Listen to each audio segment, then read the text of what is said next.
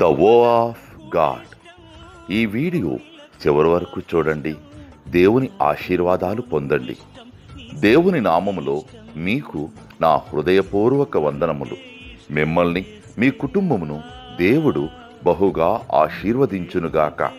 ఈరోజు మీ రాకపోకలి యందు మీరు చేసే ప్రతి పనిలోనూ దేవుడు మీకు తోడుగా ఉండునుగాక.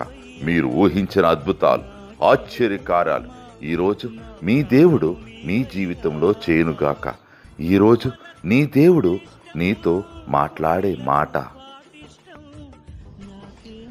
నా సన్నిధిని కన్నీరు విడిచితివి గనుక నీ మనవిని నేను ఆలకించితిని. 2వ దినవృత్తాంతములు 34వ అధ్యాయము 27వ వచనం. You humbled yourself and wept before me. In repentance I have indeed heard you. 2 Chronicles chapter 34 verses 27.